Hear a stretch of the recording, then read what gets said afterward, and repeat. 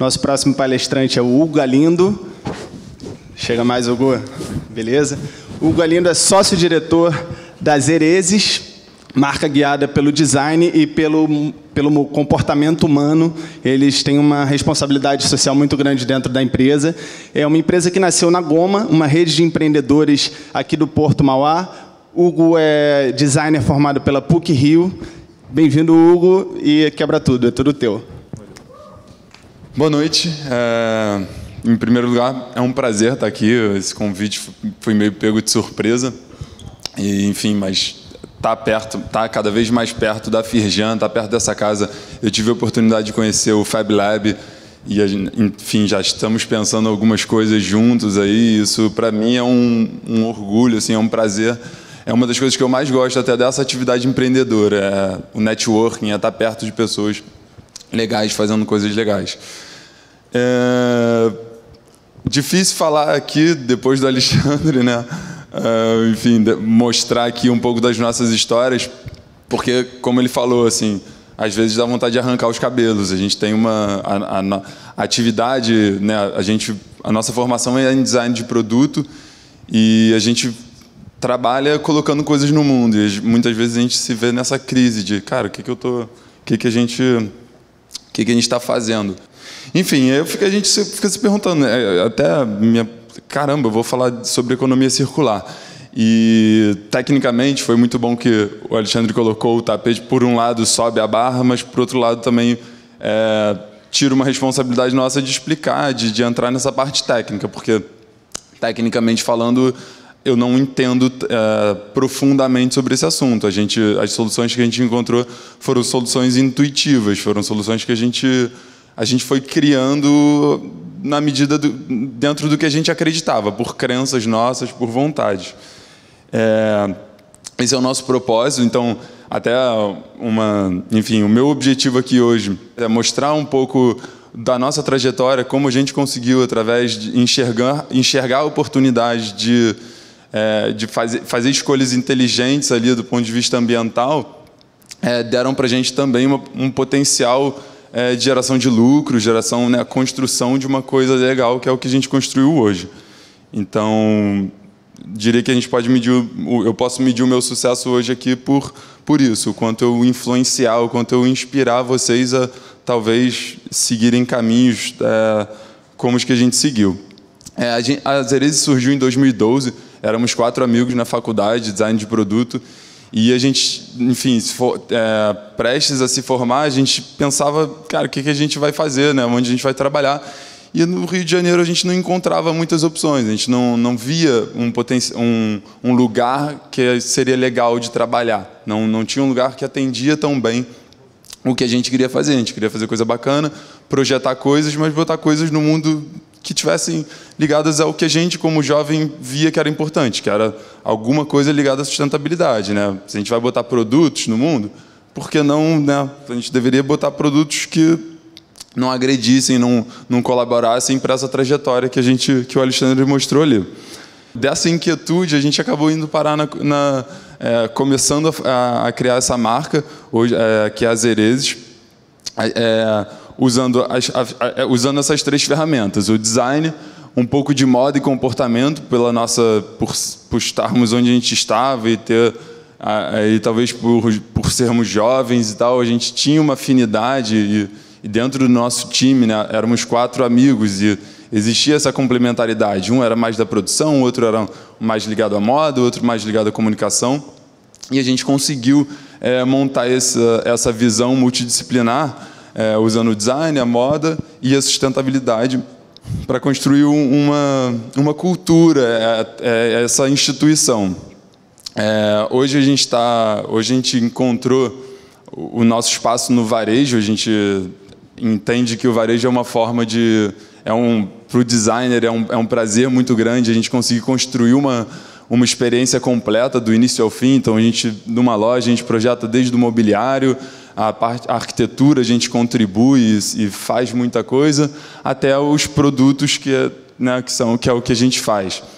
Então, na loja, a gente consegue controlar o som, o cheiro, o treinamento dos vendedores, o discurso E esse é onde a gente está hoje, né? Esse é o auge da nossa capacidade de contar histórias. E eu vou contar um pouquinho. Essa era uma introdução do que a gente fez, né? De onde a gente está hoje. E eu vou contar um pouquinho das histórias que deram certo dentro das histórias que a gente veio contando. A gente começou com os óculos de madeira. E o mais legal aqui, enfim, além de ser um produto de madeira, tem uma série de atributos bacanas, porque ele é feito de madeiras reaproveitadas, ele é um processo a gente faz um processo de contraplacagem, que são, à frente dos óculos tem 9 lâminas, e essas lâminas são coladas com uma resina de mamona, de base vegetal. Então é um produto que ele pode ser desmontado e parte dele vai ser compostada, parte dele de metal pode ser reciclado. Eu não tenho domínio técnico para dizer exatamente como, mas imagino que seja possível. Mas a grande parte dele pode ser compostado. Mas o mais legal dele, na nossa concepção, não é o fato dele poder ser compostado, mas a história que ele carrega com ele. A gente teve essa sacada lá atrás de colocar o nome da rua onde aquela madeira foi encontrada. Então, nesse caso, por exemplo, esse é um jacarandá com uma peroba rosa. E ali a gente brincou, a gente botou Rua São Clemente 7 de 100. Significa que a gente fez 100 óculos com esse jacarandá encontrado na Rua São Clemente, e esse é o número 7. E o mais bacana aqui, que a gente mais gosta, que se orgulha, foi essa capacidade essa coisa de contar a história através do produto, de atribuir a um produto um significado maior do que só o óculos. Então, além de ser compostável e tudo mais, ele carrega uma identidade, ele carrega uma singularidade que torna ele até um produto mais longevo. As pessoas não vão querer jogar ele fora porque ele é um produto que tem significado, que tem uma essência por trás. Isso a gente considera uma coisa muito importante. A série Restos foi um segundo passo da nossa trajetória, um óculos feito de serragem. Eu vou passar um vídeo para vocês rapidinho e termino de explicar ele.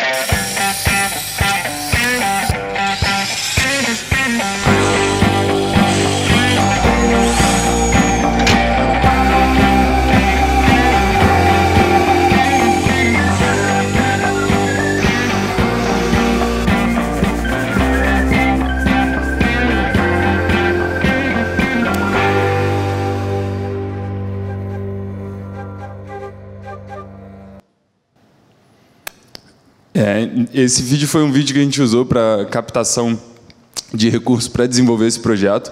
E é legal que, enfim, exatamente usando um recurso. A gente via na produção, por estar muito próximos, né, da produção dos óculos de madeira, a gente via que existia muito recurso sendo desperdiçado naquele processo. Porque a gente pega uma madeira bruta e essa madeira a gente fatia em lâminas, e essas lâminas vão ser calibradas para chegar na espessura de 0,6 milímetros para depois serem prensadas. E nesse processo, a gente tem muita perda de material. E a gente olhava para isso e, enfim, tinha uma certa angústia. A gente olhava e via que material sendo jogado fora ali. Justamente o que a gente fazia antes lá nos óculos de madeira, que era olhar a caçamba, procurando materiais nobres sendo jogados fora, a gente via um jacarandá que, poxa, às vezes metade daquela madeira era desperdiçada. E a gente, e já estava ali, tinha resina de mamona, a gente estava nesse momento dentro da Goma, junto com Matéria Brasil, enfim, a gente via materiais sendo desenvolvidos e a gente veio com essa solução de juntar. Esse óculos, por exemplo, essa parte escura dele é justamente o jacarandá e a parte clara é uma peroba rosa. Então a gente teve essa sacada de, poxa, vamos juntar isso e desenhamos uma narrativa, uma história bacana para contar e levamos para um crowdfunding, que foi, na época, a gente escolheu o Catarse, e fizemos, para quem não conhece, crowdfunding o Catarse é uma plataforma de crowdfunding, e crowdfunding é uma forma de levantar dinheiro para desenvolver um certo produto ou ideia. No nosso caso, na época a gente precisava de R$50 mil para fazer os desenvolvimentos, fazer os primeiros testes nesse material, então a gente fez um protótipo, a gente viu que deu mais ou menos certo, e fomos lá, fizemos esse vídeo e colocamos no Catarse. Como é que funciona? Você vai lá, pede você diz o que você precisa, no nosso caso R$50 mil, diz o que você vai fazer com aquele dinheiro e faz uma espécie de pré-venda. Então a gente se propôs a desenvolver esse óculos e as pessoas poderiam apoiar com uma antecedência na época eu acho que eram 7 ou 8 meses que a gente teria para entregar essas recompensas. Então foi um projeto super legal. A gente tem um super orgulho. Na época foi o maior projeto de crowdfunding de design de produto no Brasil. A gente conseguiu, excedeu lá o dinheiro que a gente precisava, deu muito trabalho. No final das contas, o dinheiro não era... É um dinheiro curto para um desenvolvimento de material, mas a gente conseguiu contar a nossa história e até hoje esse produto faz parte da nossa linha de produtos. Tem uma coisa interessante também, que a madeira, a nossa primeira criação foi a madeira. E aí, os óculos de madeira. E aí, tinha aquela dúvida, vocês vão fazer produtos de madeira ou vocês vão fazer óculos de outros materiais? O Restos, ele situa a gente é um segundo ponto que você já consegue fazer alguma relação, já tem uma coerência entre eles. A gente já mostra que a gente caminha em direção aos óculos mesmo, a gente caminha mais fundo nessa coisa dos óculos e entrando na dimensão ali do desenvolvimento de materiais. E o terceiro produto que a gente faz, e aí você já tem, o primeiro foi um ponto, o segundo uma reta, o terceiro você já consegue criar um plano, costurar um plano, foram os acetatos garimpados. O acetato era uma necessidade comercial, o acetato é o material mais tradicional que se faz óculos, enfim, há 50 anos se usa, e a gente tinha que entrar nisso, a gente olhava nosso senso ali de moda e a gente olhava para aquilo e falava, caramba, a gente tem que entrar nisso, a gente está, como o Alexandre falou da onda, a gente está deixando de surfar uma onda aqui que não pode ser desperdiçada. E pela proximidade já com a indústria também, a indústria ótica, nessa altura, a gente começou a entender o que estava acontecendo na indústria ótica. No caso dos óculos de madeira, algumas peças no nosso começo a gente comprava de fábricas antigas, desativadas, pessoas de fundos de quintal que arrematavam coisas de fábricas antigas e a gente ia lá e comprava as peças. E o acetato garimpado é um pouco isso, é um garimpo de chapas de acetato em indústrias desativadas ou indústrias que decaíram muito, indústrias que tiveram 100, 200 funcionários que hoje estão com 20 funcionários, estão ali quase fechando, que a gente ia atrás e descobria que essas pessoas tinham materiais super inusitados, que não faziam muito sentido para ele produzir. Não é o tartaruga clássico, não é um preto, não é um transparente, mas que para a gente, pela visão que a gente tinha de moda, a gente falou, cara, a gente consegue contar uma história, a gente consegue usar esse padrão diferente a nosso favor. Às vezes eram chapas pequenas que não dava para fazer uma série grande que uma indústria precisava, mas que para a gente era um valor. Então, a gente ia atrás, a gente negociava e a gente passou a trazer isso, passou a fazer parte do nosso portfólio. Assim como no caso da madeira, a gente tinha a madeira redescoberta, a gente tem o jacarandá, o pinho de riga, a peroba rosa. mas a gente também tinha uma série de madeiras documentadas. A gente, no começo, não tinha como a gente bancar, produzir tudo com material reciclado e tudo mais. Não era uma fonte que a gente tinha controle sobre. E isso a gente assumiu e falou, não, beleza, a gente tem que ter 2 linhas, vamos lá. E hoje em dia a gente já está com a linha, toda a nossa linha de madeira já está sendo produzida. Em loja ainda tem coisas DOF, mas hoje já está sendo produzida apenas com madeiras redescobertas.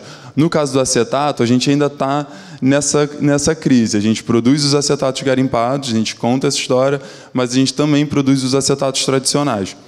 E é uma coisa que a gente sabe que tem que desenvolver, mas que a gente tem que caminhar comercialmente. É aquela coisa da parte financeira. A gente tem que se sustentar, tem que caminhar.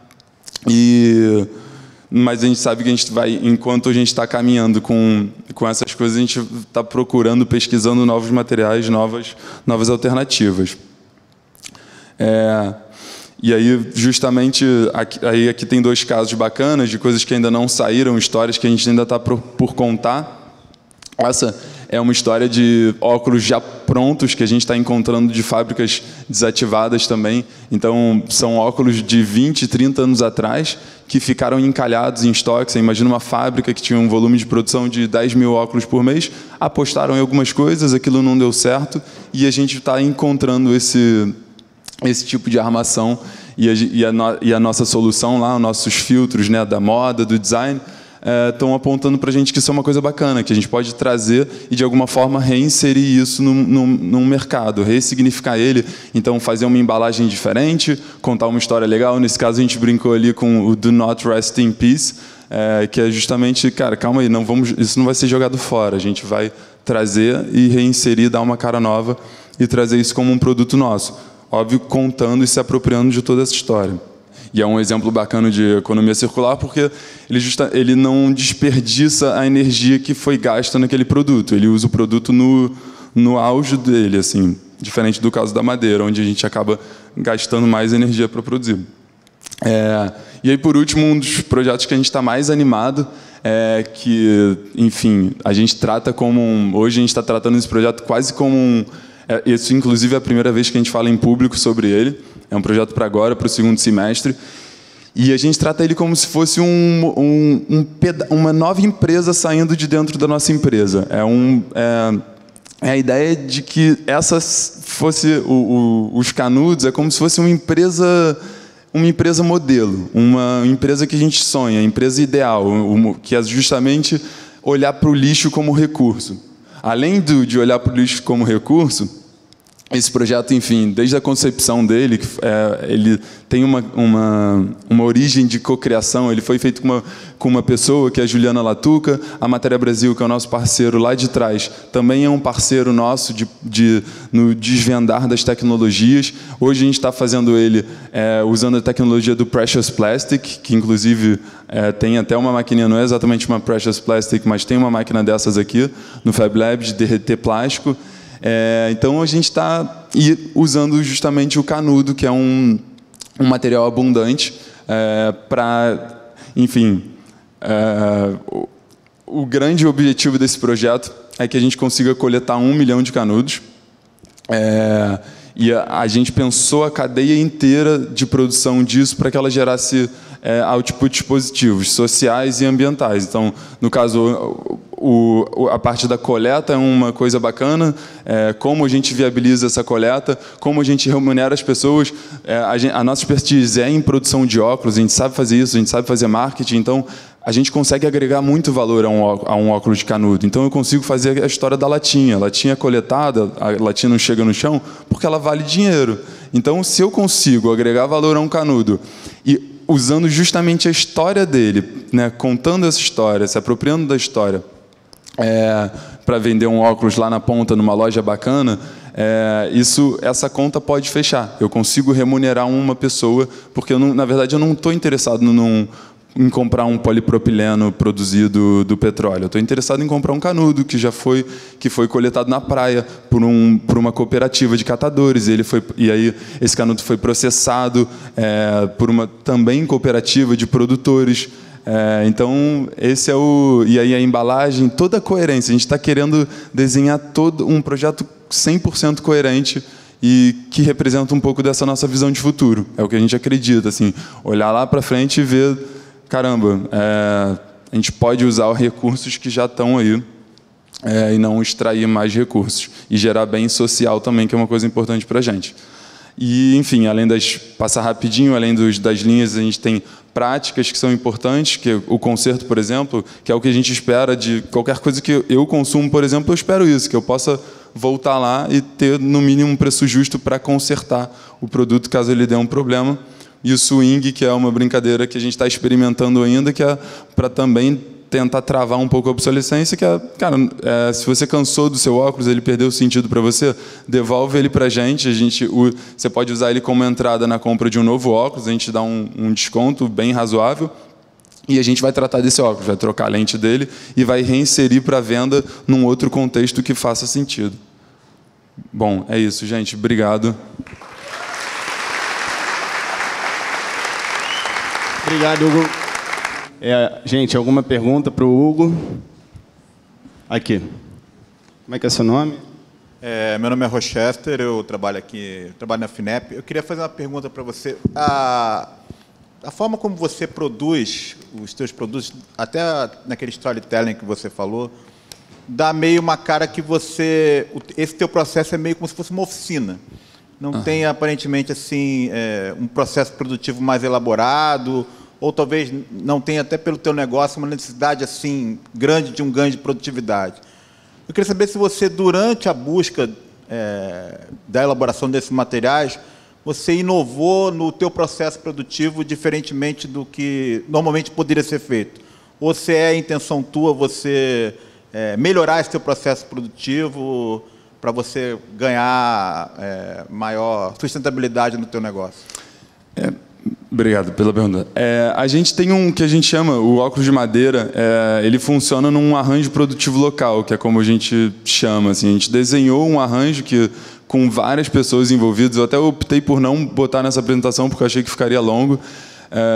E a gente foi encontrando, assim, tem um cara que trabalha com madeira especificamente. A gente criou uma rede de fornecimento de madeiras, por exemplo, que são coletadas no centro do Rio. Aí você tem um cara que processa essa madeira, que é um cara especializado, que tem essa expertise, e são máquinas pesadas para processar e desdobrar e transformar em lâminas. Depois disso, você tem um cara que corta laser.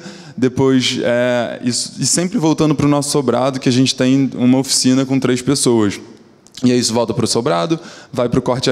A gente prensa no nosso sobrado essas lâminas, que é um processo importante, vai para o corte a laser. Volta do corte a laser, a gente faz uma triagem, manda para o nosso produtor óptico, que é um cara que fica em Valença, 3 horas daqui, que é um ponto super importante no nosso processo de produção, que é um cara que trabalha com os óculos de acetato tradicionais, mas que ao longo dos últimos 3 anos a gente veio criando uma relação de capacitação mútua ali, a gente aprendeu muito com ele e ele aprendeu muito com a gente, e a gente conseguiu cruzar processos que ele usa super rudimentares, processos que são os mesmos há 50 anos, com tecnologias como CNC, corte a laser. Então a gente conseguiu criar isso de uma forma bacana. E com esse arranjo, pela disposição do arranjo, a gente acaba conseguindo... Aí depois ele volta do NEINHA, a gente tem a rede de lixadores, que foi uma solução bacana também que a gente criou. A gente tinha um problema muito grande, que era um acabamento, lixar um óculos, a gente lixa em 3 lixas, para dar o acabamento que a gente valoriza, a pessoa tem que ficar lixando ali 1 hora. E a gente viu que a gente, contratando pessoas, cara, isso não era um trabalho era um pouco desumano. A gente via que o cara passar todos os dias dele, cara, 20 dias por mês ali, lixando, e a lixa na mão, assim, era um trabalho muito difícil, muito duro, e a gente começou a ver que as pessoas se desestimulavam, daqui a pouco iam embora. A gente começou a falar, vamos fazer de outra forma isso daqui? E a gente acabou criando essa rede de lixadores, que a gente chama, que são pessoas que pegam os óculos no nosso sobrado, levam para casa e lixam os óculos em casa, eles recebem por óculos, enfim, é uma coisa muito bacana, assim, a gente tem depoimentos muito legais deles. Cada um, se eu quiser lixar 10 óculos por semana, eu lixo 10, mas tem pessoas que têm uma necessidade maior financeira e querem lixar 30. Então, com esse tipo de solução, a gente acabou conseguindo ter um processo que é escalável, em termos financeiros ele não é tão eficiente, obviamente, né, porque a gente optou por descentralizar isso tudo e não trazer para dentro de casa, mas isso também deu para a gente a chance de conseguir chegar aqui hoje sem ter que fazer nenhum investimento alto, sem ter que fazer nenhuma super captação. E eu considero coisas importantes. Assim, eu gosto da estratégia que a gente seguiu. E eu acho que ela é uma estratégia também de distribuição. Mas, olhando para o sistema, ela é uma estratégia de diversidade, né? Você tem o cara que trabalha com madeira, o cara que trabalha com laser, o cara que trabalha com óculos, o cara que lixa. Então, tem uma certa resiliência, a gente consegue escalar. Financeiramente, a gente está abrindo mão. Mas essa também é uma narrativa que a gente usa. A gente fez enfim, tem uma série de fotografias fotografando todas essas pessoas que a gente chama de feito por pessoas. Então, a gente também se vale desse nosso passivo, né? Se foi ruim, por um lado, eu descentralizar toda a produção por uma questão financeira, por outro, a gente acaba usando isso no nosso discurso. Você vai lá nas nossas lojas, você vai ver foto do Neinha, foto do Hélio, e os vendedores vão te contar, poxa, o Hélio é um senhor que mora na Lapa, ele lixa óculos, papapá. Sabe, a gente acabou conseguindo tirar partido dessas soluções não tão eficientes financeiramente. Na nossa produção toda, devem ser umas 25 pessoas, 30 pessoas. Não na rede de lixadores. A rede de lixadores são 7 pessoas. Mas nessa rede, tentando fazer aqui uma conta rápida, hoje, as Herezes, né, contando, a gente tem 2 lojas e o escritório, que é um sobrado com produção, somos 20 pessoas. E aí bota aí que tem mais umas 20, 30 nessa rede descentralizada. Sim, a gente tem 2 lojas próprias. A gente tem uma loja no centro do Rio, na Rua da Assembleia, e uma loja no Rio Sul. E agora, daqui a 2 meses, a gente está abrindo uma terceira loja no Leblon. E, enfim, é muito recompensador. Assim, é muito legal. A mensagem que eu gostaria de trazer hoje aqui é que a gente conseguiu encontrar na circularidade, nesse olhar para o meio ambiente, para o social, oportunidade de crescimento. Eu não estou falando, né, a gente não está falando aqui sobre não ter lucro ou não crescer. A gente tem uma proposta de crescimento a gente quer crescer, a gente está caminhando para crescer. E a gente entende que essas ferramentas, o próprio projeto do Canudo é um exemplo disso. Eu acho que é um projeto incrível, a gente acha que ele tem um potencial de crescimento enorme, sabe? Ele é um negócio que está deixando a gente louco. Mas é um processo de ganha, ganha, ganha. A gente ganha, o nosso consumidor ganha, porque ele carrega uma prática que ele acredita, e o consumidor moderno quer carregar práticas que ele acredita, e o mundo, no final, né, o sistema que a gente está inserido, o sistema social, ambiental, também ganha. Obrigado, Hugo. Obrigado, gente. Tem 2 coisas, na verdade, que uma coisa que o Alexandre falou, que você falou como se fosse absolutamente uma prática comum a todo o mercado, que é errar, testar, avaliar, voltar de novo, errar. A cultura do erro, né? Acho que isso ainda não é uma realidade. Acho que empresas cada vez mais vão ser obrigadas a isso. E uma outra coisa que o Hugo falou, que é da empresa que trabalha em rede, dos ecossistemas. Acho que são 2, tanto a cultura do erro, como o ecossistema, a empresa que na verdade é um ecossistema, são 2 realidades da nova economia. São coisas que a gente vai, enfim, são bandeiras que a gente vai defender muito e que a gente vai ver muito espalhadas por aqui nos nossos conteúdos.